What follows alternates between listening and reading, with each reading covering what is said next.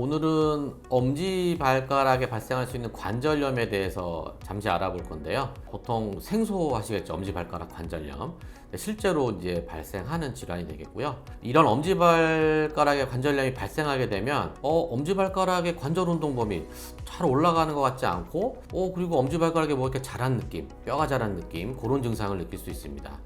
발가락 관절염이라고 하니까 매우 생소하게 생각하시는 분들이 많을 것 같은데요. 하지만 엄지발가락도 관절 사이에 연골이 있습니다. 따라서 잘 알려지지 않았을 뿐 관절염은 발가락에 얼마든지 발생할 수 있고 실제로 족보병원에서는 그렇게 희귀한 질환도 아닙니다. 엄지발가락 관절염이 발생하게 되면 움직임에 대한 제한이 발생할 수 있는데 그 이유는 발가락 관절 연골이 닳아버리고 그 주위에 뼈가 자라서 엄지발가락이 위로 올라가지 않는 문제가 발생하게 됩니다.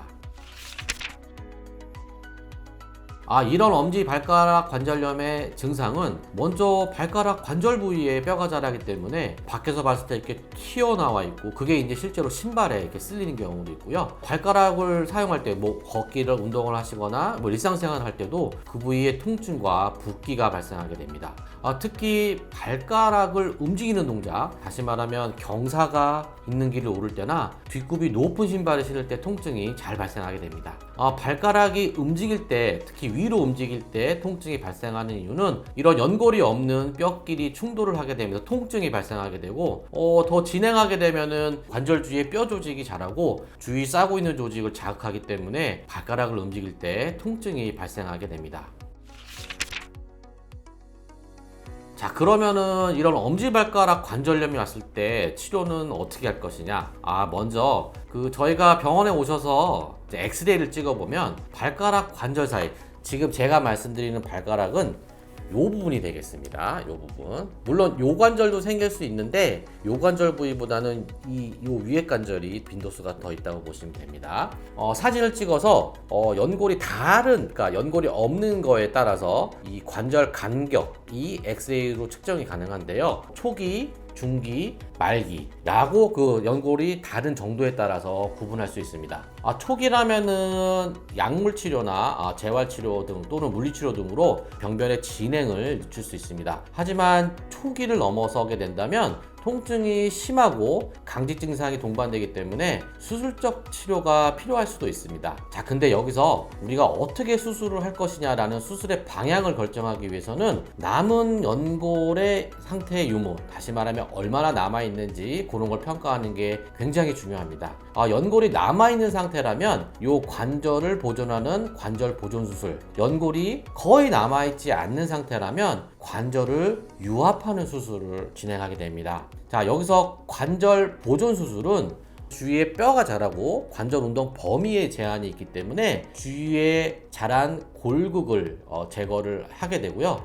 또 이 관절 간격을 넓히기 위해서 1번 중족권의 길이를 약간 단축시켜주는 그런 수술을 진행할 수 있습니다.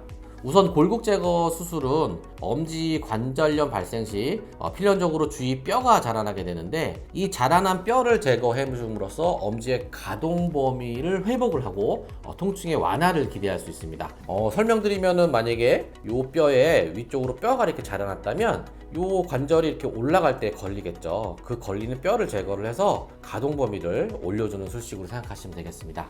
다음으로 1번 중족골, 요거겠죠. 1번 중족골 길이의 단축 수술은 엄지발가락의 관절을 이루는 요 중족골의 길이를 수미리, 몇 미리 정도 이렇게 단축시키는 수술입니다. 이렇게 길이를 단축하게 되면은 이 관절 자체에 걸리는 힘이 줄어들기 때문에 어느 정도 통증이 없고 부드러운 움직임이 가능해집니다. 그러나 관절 연골이 이미 많이 없는 상태에서는 관절 유합술을 시행할 수 있습니다. 이 관절 유합술은 이 관절을 움직이지 않게 딱 잡아주는 수술입니다. 연골이 완전히 닳아 없어진 경우에는 관절이 움직일 때마다 그 완충 역할하는 연골이 없기 때문에 뼈끼리 닿으면서 통증을 유발하게 됩니다.